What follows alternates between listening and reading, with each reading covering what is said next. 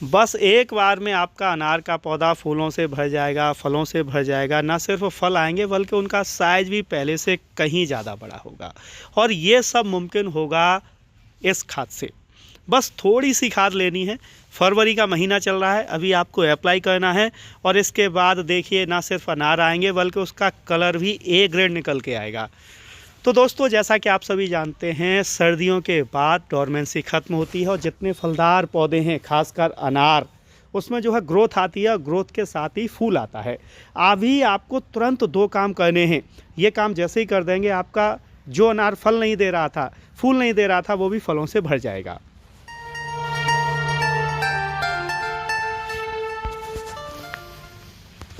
देखिए, सबसे पहले मैं आपको बता दूं कि अगर आपका अनार चाहे गमले में लगा है या ज़मीन पर, प्रक्रिया यही करनी है। अनार के पौधे पर 3 बार जो है फल फूल आता है। जनवरी फरवरी में अम्बे बहार, जून जुलाई मृग बहार, सितंबर अक्टूबर हस्त बहार। और ये जो बहार है ये सबसे कीमती है, क्योंकि गर्मियों में अनार काफ़ी कॉस्टली रहता है। तो आपको कुछ नहीं करना, जिस गमले में आपका अनार का पौधा लगा है या ज़मीन में लगा है, जैसे ही आपके यहाँ धूप निकलने लगे, ये काम आपको करना है। क्या करना है, एक खुरपी लेनी है और अगर गमले में अनार का पौधा लगा है या ज़मीन पे लगा है तो उसकी पहले गुड़ाई करेंगे। गमले में लगभग 1/4 पार्ट यानी कि 25% भाग आपको अच्छे तरीके से खोद लेना है। खोद से मतलब है गहरी गुड़ाई करनी है, ऐसी गहरी गुड़ाई करनी है कि उसकी जो जड़ें हैं वो भी कट जाएं। अगर ज़मीन में आपका अनार का पौधा लगा है तो कम से कम 2 फीट एरिया, तने से आधा फीट छोड़ के 2 फीट एरिया में आपको फावड़े से गहरी गुड़ाई करनी है। और ये जो मिट्टी है इसे निकाल देना है। देखिए, ये मिट्टी जो है अब जो है पोषक तत्वों से रहित हो गई। अभी क्या करेंगे, आपने मिट्टी निकाल दी, इसके बाद एक सेकेटियर लीजिए और अनार पे खाद भी वो काम नहीं करती, दवा भी काम नहीं करती, ये करती है कटिंग।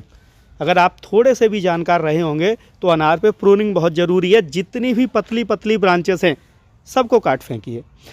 आपको सिर्फ पेंसिल के आकार की मोटी लकड़ी ही छोड़नी है। अगर ज़मीन में पौधा है, गमले में है तो थोड़ी और पतली आप छोड़ सकते हैं। अगर ज़्यादा पतली ब्रांच पे आप छोड़ेंगे, फल लेंगे तो वो छोटा फल आएगा। चलिए जल्दी जल्दी हम ये सभी जो है ब्रांच कट किए देते हैं। जितनी भी सूखी ब्रांचेस हैं उन्हें भी कट कर देना है, केवल मोटी मोटी ब्रांचेस हमें रखनी है।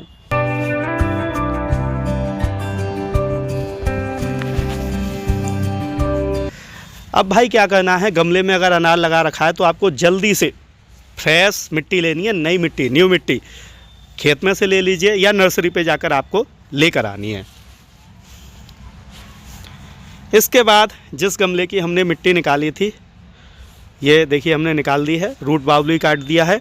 लगभग 25 से 30% हमारा गमला खाली है। और अब आपको ये चीज़ लेनी है लगभग 10 ग्राम, यानी कि 12 इंच के गमले के लिए आप 50 से 60 दाने ये चीज़ ले सकते हैं। ये खाद बीज वाली दुकान पे मिल जाती है।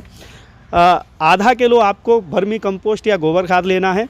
ज़मीन के लिए आप कम से कम 2-2.5 किलो गोबर खाद लेंगे और 30 से 40 ग्राम आपको जो है DAP लेनी है। जो हमने दानेदार चीज़ दिखाई थी ना, वो DAP है और ये वर्मी कंपोस्ट है। ये पुरानी होनी चाहिए, जितनी पुरानी होगी उतना बढ़िया काम करेगी। तो ये जो तरीका है ये आदर्श तरीका है। सबसे पहले इस दानेदार चीज़ के जो कि DAP है, इसके कुछ दाने लेंगे। देखिए, ये जो मैं दिखा रहा हूँ इसे ध्यान से देखिएगा। ये जैसे मैं कर रहा हूँ ठीक वैसे ही करना है। अगर आप वैसे करेंगे तो फिर अगले 3 महीने तक आपको दोबारा कोई खाद देने की ज़रूरत नहीं पड़ेगी। तो DAP आपको बाज़ार में मिल जाएगी, बढ़िया वाली लेके आनी है और उसमें से कुछ दाने सबसे पहले हम नीचे बिखेर देंगे। ये आपकी प्राइमरी खाद हो गई, ठीक है। अगर आप ऑर्गेनिक पे काम करते हैं तो सीवीड ले सकते हैं, जो है बायो फर्टिलाइज़र होता है वो ले सकते हैं। नीचे DAP लगा लिया। उसके बाद जो वर्मी कंपोस्ट लिया था ना हमने, उसकी एक मोटी लेयर बनाएंगे, लगभग 1 इंच मोटी।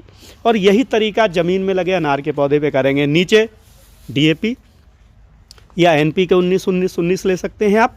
उसके बाद वर्मी कंपोस्ट या गोबर खाद की एक लेयर।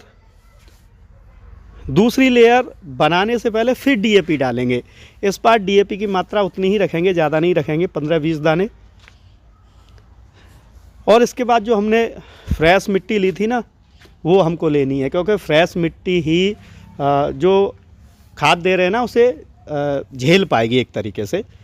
इस मिट्टी की एक लेयर बनाएंगे और ये हल्की लेयर होगी, आधा इंच मोटी, ज़्यादा मोटी नहीं हमें रखनी है। दोबारा से जो बची हुई डीएपी है, यानी कि पूरे गमले में हम अधिकतम 5 से 10 ग्राम डीएपी देंगे, उससे ज़्यादा नहीं। और इसके बाद जो बचा हुआ वर्मी कंपोस्ट या गोबर खाद है उसे दे देंगे। इसके बाद जो बची हुई मिट्टी है उसे ऊपर तक फिल करेंगे। और गर्मियों में हमें पूरा गमला कवर नहीं करना होता है, क्योंकि पानी के लिए जगह छोड़नी होती है। ये काम आपको अभी मिड फरवरी तक कर देना है। इसके बाद खूब सारा पानी दीजिए। अभी एक बार भरपूर पानी देना है, और जब तक इस पर दोबारा फल फूल ना आए तब तक 15 दिन का गैप कीजिए। इसके बाद देखिए पूरा अनार का पौधा आपके जो है फूलों से फलों से भर जाएगा।